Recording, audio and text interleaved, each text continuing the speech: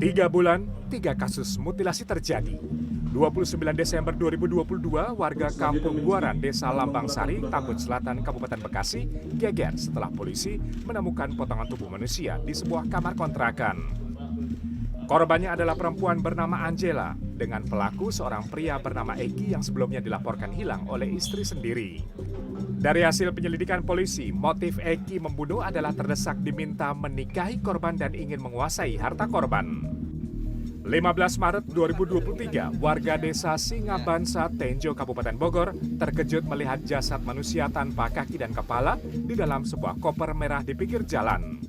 Hanya selang 2 hari, yakni pada 17 Maret, polisi menangkap tersangka pelaku berinisial DA di Yogyakarta.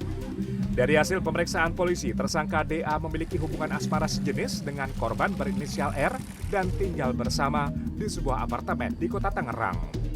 Motifnya adalah sakit hati karena dipaksa berhubungan intim dengan korban. Jenazah korban berinisial R kini berada di RS Polri Kramat Jati. Hasil pemeriksaan sementara, R diduga dimutilasi oleh pelaku DA lantaran menolak permintaan berhubungan intim. Tidak berselang lama setelah kasus mutilasi Bogor, kasus serupa kembali terjadi di Sleman, Yogyakarta. Minggu 19 Maret, jasad seorang perempuan ditemukan terpotong di sebuah penginapan di wilayah Sleman. Belakangan identitas korban terungkap, yakni perempuan berinisial A, seorang ibu tunggal dengan 2 anak. Hanya selang 2 hari sejak jasad korban ditemukan, pada Selasa 21 Maret, tersangka pelaku ditangkap di rumah saudaranya di wilayah Temanggung, Jawa Tengah. Dari keterangan polisi, pembunuhan mutilasi ini terbilang sadis. Jasad korban dimutilasi menjadi puluhan bagian. Korban itu dipotong 3 bagian besar, yaitu bagian tubuh dan bagian kedua kaki. Dan juga ada beberapa potongan lain, yaitu 62 potongan, termasuk salah satu kaki yang sampai kelihatan tulang. Deretan pembunuhan disertai mutilasi tentu mencengangkan publik. Masyarakat tentu bertanya bagaimana kasus ini bisa terulang dalam waktu dekat. Guru Besar Kriminologi Universitas Indonesia Adrianus Meliala mengatakan ada sejumlah alasan pelaku pembunuhan memutilasi korban.